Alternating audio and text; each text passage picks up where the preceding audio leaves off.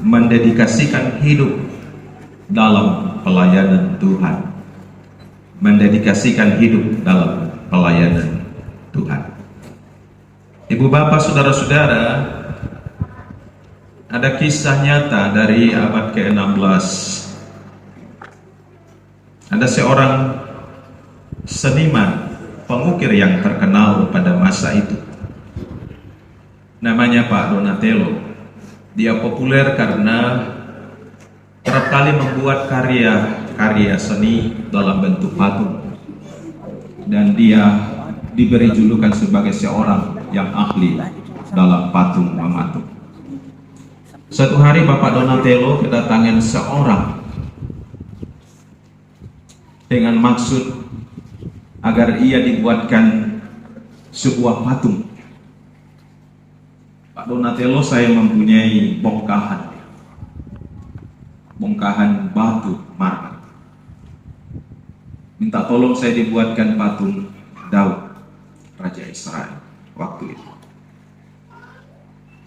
Lalu setelah sang seniman ini memeriksa bahwa ternyata batu itu menurutnya ini sangat sulit dibentuk menjadi sebuah patung sesuai dengan permintaannya. Dia mengatakan, minta maaf Pak, setelah saya periksa batunya, ternyata bagi saya sulit untuk dikerja. Karena dia melihat bongkahan batu kurang lebih 6 meter. Bisa dibayangkan perasaan sang bapak yang datang memesan tadi. Mungkin dia menjadi kecewa karena bayangannya bahwa pastilah Pak Donatello ini bisa membuatkan dia patung karena dia seorang ahli, tetapi ternyata tidak demikian. Kemudian dengan semangat untuk tetap berencana memiliki patung Raja Daud, dia mencari orang-orang lain yang juga mungkin dikenal sebagai seorang seniman. Lalu dia mendapat informasi ada seniman pemula namanya Michelangelo. Dia belum setenar dengan Pak Donatello. Didatanginya Pak Michelangelo itu dengan maksud yang sama. Pak, tolong buatkan saya patung Raja Daud. Nanti saya perlihatkan bongkahan batu marmer itu.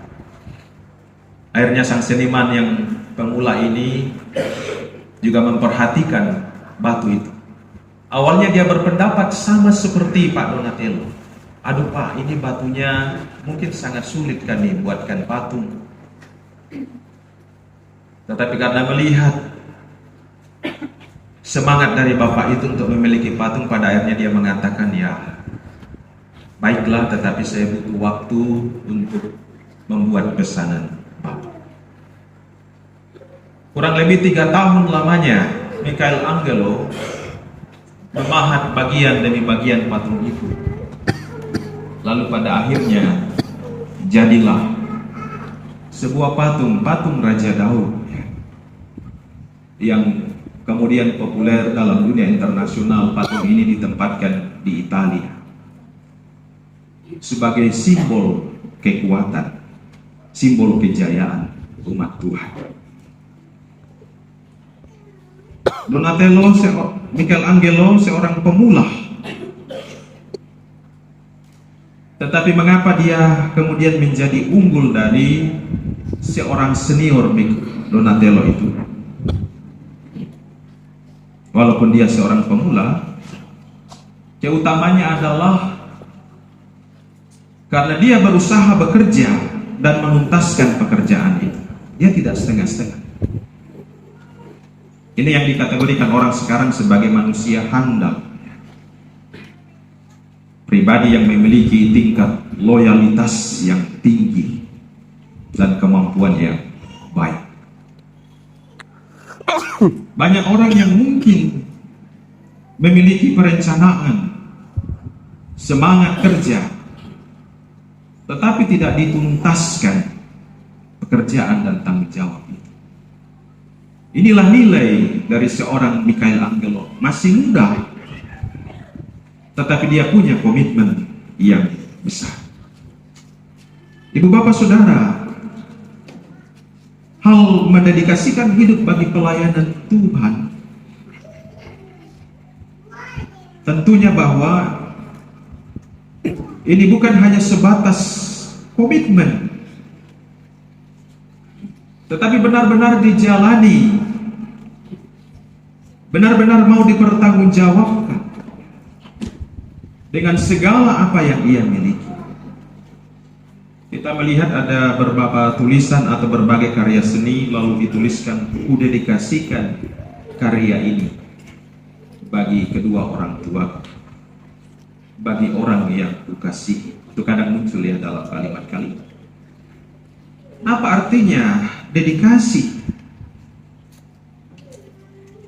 Orang yang memiliki jiwa dedikasi adalah orang yang siap mengorbankan pikiran, tenaga, waktu, bahkan materi untuk satu tujuan yang baik. Jadi kalau orang berkata kepada dirinya dan kepada orang lain, "Saya mau mendedikasikan hidupku untuk kemuliaan Tuhan," di dalamnya ada komitmen dan sikap rela berkorban. Bapak, Ibu, saudara-saudara, bacaan kita tadi adalah bagian penjelasan Paulus tentang dirinya. Seorang rasul Tuhan yang benar-benar fokus dalam panggilan itu. Dia tidak pertama-tama mementingkan dirinya sendiri, tetapi dia terus terarah kepada pribadi yang telah memanggilnya, yakni Allah di dalam Yesus Kristus. Dia mengemukakan begitu banyak hal yang menjadi tantangan bahkan pergumulan. Dalam bacaan kita tadi, "Dalam perjalananku aku sering diancam bahaya banjir, bahaya penyamun, bahaya dari pihak orang-orang Yahudi, dari pihak orang-orang bukan Yahudi, bahaya di kota, bahaya di padang gurun, bahaya di tengah laut, bahkan bahaya dari pihak saudara-saudara palsu." Ini ungkapan Paulus. Dia tahu bahwa ketika ia datang untuk mendedikasikan dirinya bagi pelayanan Tuhan, tidak sedikit tantangan itu, tidak sedikit ancaman itu. Tetapi baginya itu tidak menjadi penghalang untuk surut semangat menjawab panggilan Tuhan dalam hidup. Paulus juga berkata, "Aku banyak berjeri lelah, bekerja berat. Kerap kali aku tidak tidur, aku lapar dan dahaga. Kerap kali aku berpuasa kedinginan tanpa pakaian." Ini penderitaan yang luar biasa. Sampai urusan makan saja sangat sulit bagi. Tidak tidur dengan tenang, tetapi dia mau tetap bekerja keras. Ini semangat yang luar biasa. Dan ia menekankan, dan dengan tidak menyebut banyak hal lain lagi, "Urusanku sehari-hari yaitu untuk memelihara semua jemaat-jemaat." Luar biasa, Bapak Ibu Saudara. Dia tidak mau mengambil pusing dengan berbagai rintangan tantangan. Sebab apa? Dalam dirinya melekat satu komitmen yang kuat dalam semangat dedikasi. Sehingga dia mengatakan, "Urusanku sehari-hari yaitu untuk memelihara semua jemaat-jemaat." Satu keteladanan iman seorang hamba Tuhan. Mungkin dia memiliki juga rencana kehidupan, tetapi dia prioritaskan urusanku sehari-hari. Dia tidak menyatakan urusanku setiap minggu, setiap bulan, tetapi sehari-hari. Urusannya apa? Memelihara. Tentunya dibutuhkan pemikiran, dibutuhkan hati, dibutuhkan semangat untuk bekerja.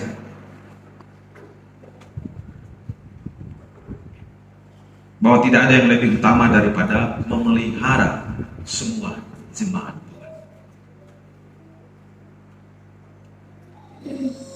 Ini hal yang dapat kita pelajari bersama sebagai hamba Tuhan dan jemaat Tuhan saat ini. Bahwa kita dipanggil bukan hanya menikmati kasih karunia dalam keselamatan Tuhan, tetapi kita semua dipanggil untuk mendedikasikan hidup kita bagi pelayanan Tuhan.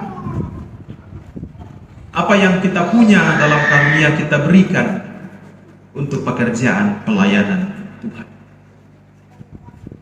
Terlebih sebagai hamba Tuhan, ini bukan pekerjaan yang mudah.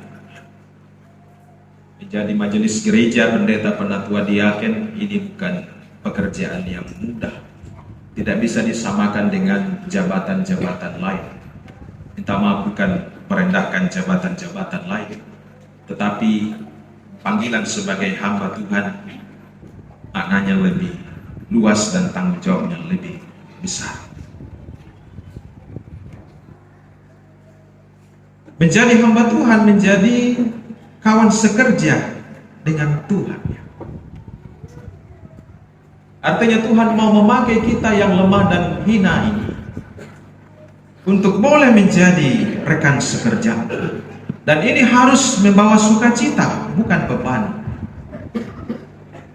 Kalau menjadi rekan sekerja presiden saja, para menteri misalnya, luar biasa sukacitanya. Saudara, kami pilih menjadi menteri, pasti orang bergembira. Ini kawan sekerja, pejabat pemerintah. Tapi kenapa ketika Tuhan memanggil kita menjadi kawan sekerja, kadang tidak ditunaikan dengan penuh kesukacitaan, penuh kesungguhan, padahal Tuhan yang memanggil. Jadi jangan sepelekan bahwa dengan mengatakan, ya saya ini hanya penatua biasa, diaken biasa, saya ini pendeta biasa. Kita disebut sebagai hamba Tuhan, kawan sekerja Tuhan, dan di sanalah kita harus berusaha untuk memelihara kewibawaan itu. Bapak Ibu, saudara-saudara kekasih Tuhan, di tengah perubahan situasi, hamba Tuhan harus berperan. Situasi kita sekarang tentunya berbeda dengan situasi 10 tahun yang lalu. Akan juga berbeda dengan situasi 10 tahun, 20 atau 50 tahun ke depan. Hamba Tuhan yang baik tentunya akan memahami setiap situasinya atau konteksnya, lalu kemudian menerapkan pelayanan sesuai dengan kebutuhan kita. Jangan lagi ada misalnya hal-hal yang menjadi koreksi. Oh, kenapa dulu tidak sama sekarang? Ya memang beda. Dulu dengan sekarang sudah banyak perbedaan. Terus yang kita ikuti sekarang adalah tentunya keadaan-keadaan sekarang. Tidak boleh kita persalahkan masa lalu atau keadaan sekarang. Yang jelas kita berdiri di atas prinsip kebenaran yang sudah kita sepakati bersama. Sebagai contoh, dulu dan sekarang berbeda. Saya masih ingat, dulu kalau doa makan, biasanya 2 kali. Ada yang diminta doa makan, sebelum makan. Dan setelah makan tidak langsung bubar. Masih ada doa penutup ya. Mungkin ya bapak-bapak yang umur 50-60 tahun sekarang ke atas ya pasti ingat. Dulu memang ada ajaran sebelum dan sesudah makan kita berdoa. Tetapi seiring dengan perkembangan waktu, ya sekarang tinggal 1 kali doa. Sebelum makan kita berdoa. Karena dianggap bahwa kalau 2 kali berdoa dianggap ini sudah sesudah makan ya, kita kenyang lagi. Ya doa yang sama diungkapkan semula itu juga diungkapkan setelah. Ini contoh perubahan ya. Contoh perubahan. Jadi tidak bisa kita mengatakan dan bernostalgia ya Malekisiamnya dulu dan Natemo. Biasanya kan ada begitu. Situasinya juga beda Bapak Ibu Saudara. Biasanya kita kadang menghakimi generasi sekarang dan mengatakan ya te boleh disange anak-anak tim. Sisa lagi Yolona. Salah dolona. Kita harus ingat bahwa situasi anak-anak kita sekarang justru lebih rumit. Dulu kita tidak mengenal narkoba, sekarang begitu banyak. Dulu kita tidak mengenal HP dengan berbagai aplikasi, sekarang begitu banyak. Anak-anak sekarang waktunya hampir-hampir habis untuk belajar. Saya kadang kasihan melihat anak-anak sekolah pulang jam 4 atau jam 5 sore. Kalau kita dulu maksimal jam 1 sudah pulang ya. Sehingga ada waktu kita bergaul dengan orang tua, bergaul dengan teman-teman. Ada situasi sosial sehingga kita selalu merasa segar. Tapi sekarang terlalu banyak tuntutan. Satu mata pelajaran ada banyak pekerjaan rumah. Sehingga kadang anak-anak harus pulang sore dan ya sudah tidak ada lagi kesempatan berinteraksi. Besok pagi harus pergi lagi pagi-pagi dan sebagainya dan sebagainya. Era sekarang adalah era digitalisasi. Banyak hal diukur dengan kemampuan teknologi sekarang. Jadi ini situasi-situasi yang terus berkembang. Kompleksnya situasi, kompleksnya kebutuhan harus diimbangi dengan semangat dan pelayanan dalam dedikasi yang baik dari seorang pelayan. Tidak ada kata menyerah. Dan ketika seorang telah diurapi menjadi pendeta, tidak ada pelayanan yang sifatnya opsional pilihan. Saya suka ini lakukan, saya tidak suka itu lakukan. Tidak ada. Pokoknya kalau sudah diurapi, kita sudah berjanji di hadapan Tuhan. Tidak boleh kita masuki lagi unsur-unsur lain. Ini sudah berjanji sama Tuhan. Berat sesungguhnya. Tidak pernah berpikir lagi suatu saat akan beralih profesi dan sebagainya. Karena kita tahu rezekinya hamba Tuhan juga ada. Penatua diaken, pendeta, Tuhan atur rezekinya. Jadi tidak boleh kita meragukan akan berkat penyertaan Tuhan. Kita mau belajar kepada Rasul Paulus, kita mau belajar kepada Michelangelo. Kurang pengalaman bagi Michelangelo, tetapi kemudian juga dia mendapat nama karena keseriusannya di dalam pekerjaan yang dipercayakan kepadanya. Bapak Ibu Saudara, apa artinya kehadiran hamba Tuhan bagi jemaat?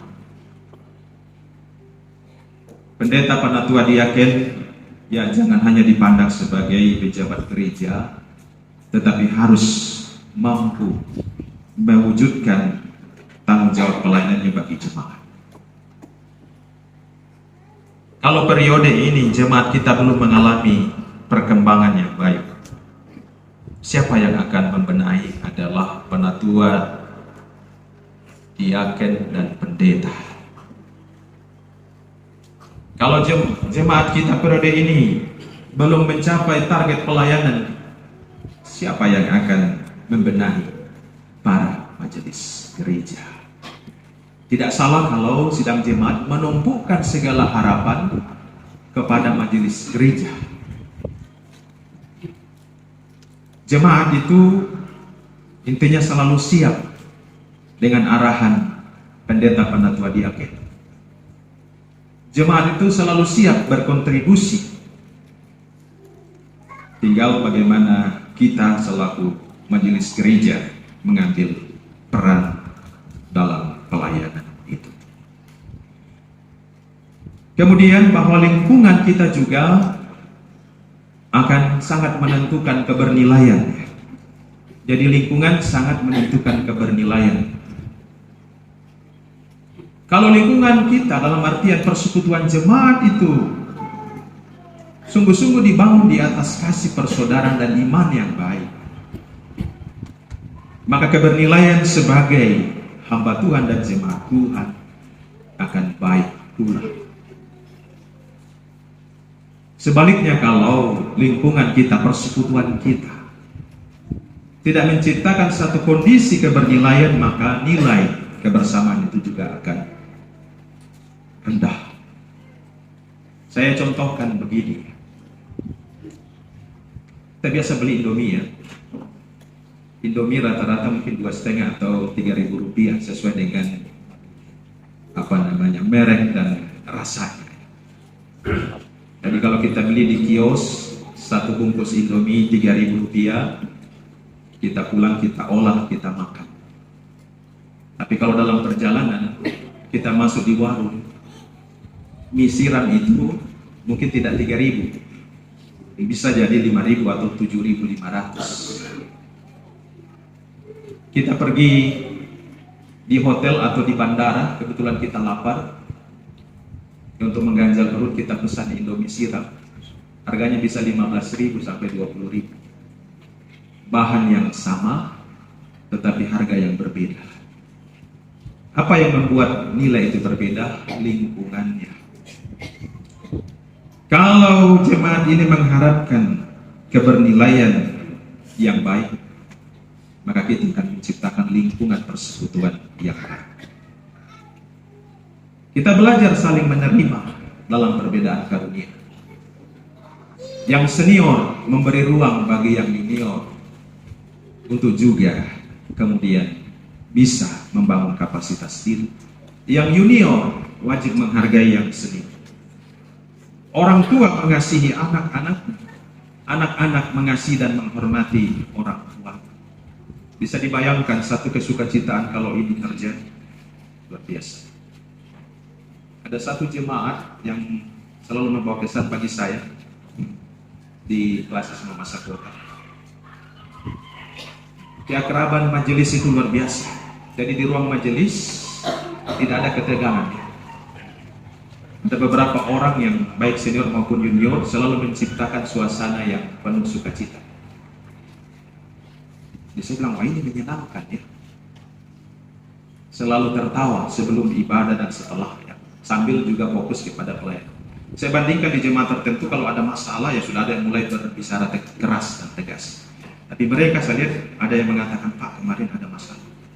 Ya lalu orang tua itu mulai bercanda dan direspon juga, dan pada akhirnya juga menemukan solusi, bukan dalam situasi tegang tetapi kesukacitaan sebagai sesama majelis gereja. Sebab ini luar biasa. Saya beberapa kali melihat dan selalu melihat situasi itu, keakraban, kemajelisan. Ibu bapak saudara, saat ini kita akan menyambut kehadiran seorang hamba urapan Tuhan, Saudara Vikaris Tasik Karua, akan diurapi menjadi pendeta. Seorang yang masih muda, seorang yang rindu memberi diri bagi pekerjaan Tuhan. Tentunya kita sebagai rekan sekerja ya harus menyambut. Jemaat Tuhan harus menyambut bahwa ini cara Tuhan untuk menyatakan kasih pimpinan dan pelayanan bagi jemaat.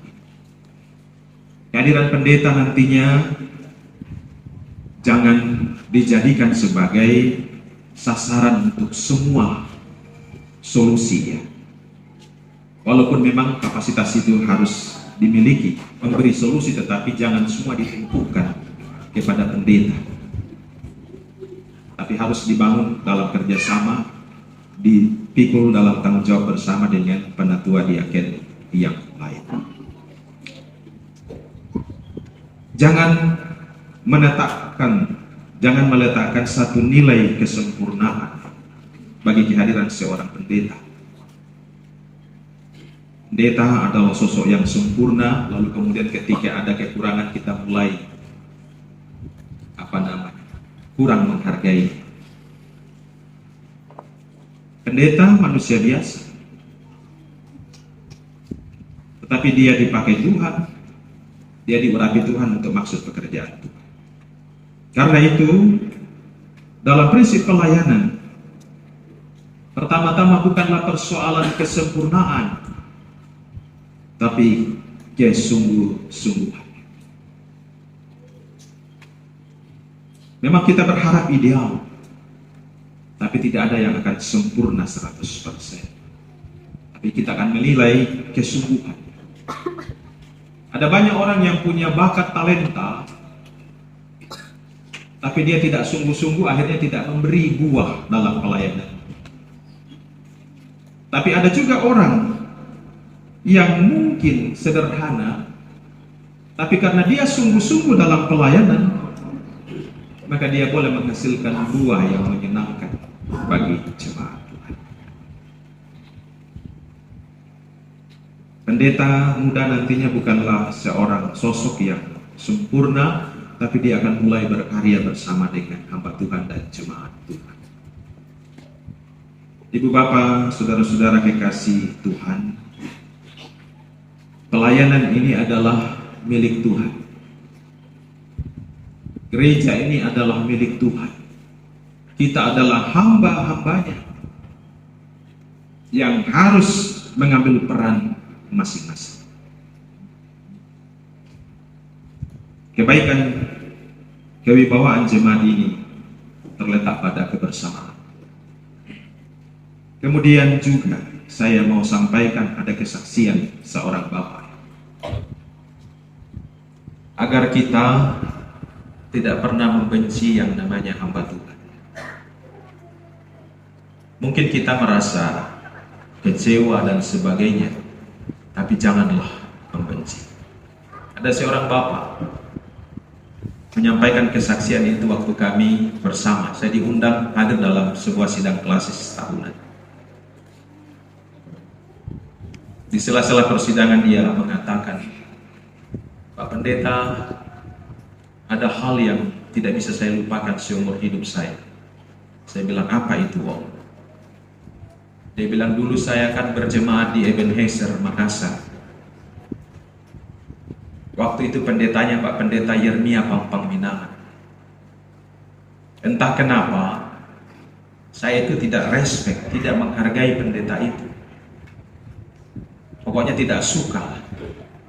Dia bilang satu hari Minggu, memang saya datang agak terlambat.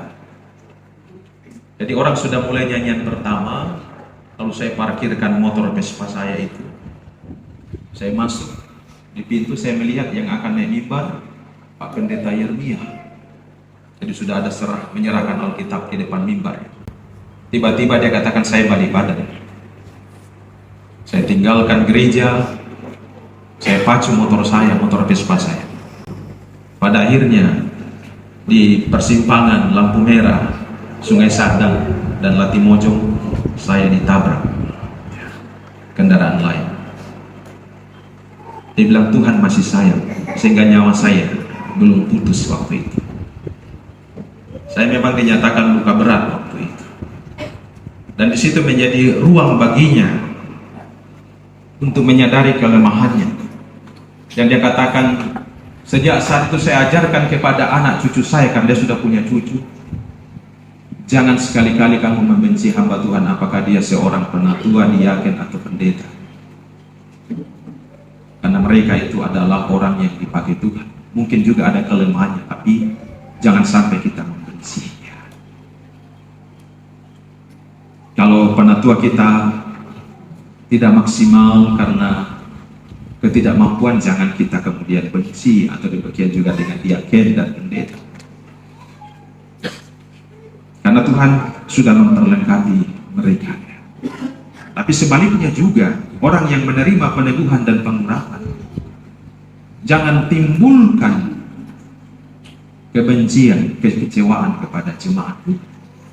Jangan menimbulkan dosa. Karena kita dipahami sebagai kaki tangan Tuhan, tome pairan, lengan dewata, Ibu bapak, saudara-saudara, kembali ke tema kita bahwa kita semua dipanggil untuk mendedikasikan hidup bagi pelayanan Tuhan. Upah kita di mana adalah kesukacitaan karena keselamatan, persoalan berkat Tuhan akan atur. Saya kira banyak pendeta, penatua, diaken yang dalam sepanjang hidupnya sungguh-sungguh memberi diri, berkatnya dinyatakan kalau bukan pada masa dia aktif, Tuhan akan berikan kepada anak cucunya. Banyak penatua, anak penatua diaken, pendeta yang sungguh-sungguh melayani, anak-anaknya menjadi orang besar ya. Karena apa? Buah iman dari orang tua. Ya. Jadi bukan berkat materi yang pertama-tama menjadi harapan kita, tetapi berkat-berkat yang dapat membangun hidup dan masa depan, saya kira itu yang kita imani. Kiranya kehadiran pendeta nantinya Saudara Tasik Karua STH, ini direspon dengan penuh sukacita. Siapa yang merespon kehadiran hamba Tuhan sama saja merespon kehadiran Tuhan. Siapa yang merespon kehadiran hamba Tuhan sama saja dia sedang memberkati hidup. Pendeta tidak hadir dengan membawa banyak harta, tetapi dia akan berdoa, memohonkan berkat-berkat bagi jemaat. Dan itu yang kita imani. Dan kepada saudara Vigaris Tasik Karua STH, ketika saudara menjadi pendeta, permuliakanlah Tuhan dalam hidupmu, dalam pertanggungjawaban yang sungguh. Tuhan Yesus Kepala Gereja, Juru Selamat kita, memberkati kita semua. Haleluya. Amin.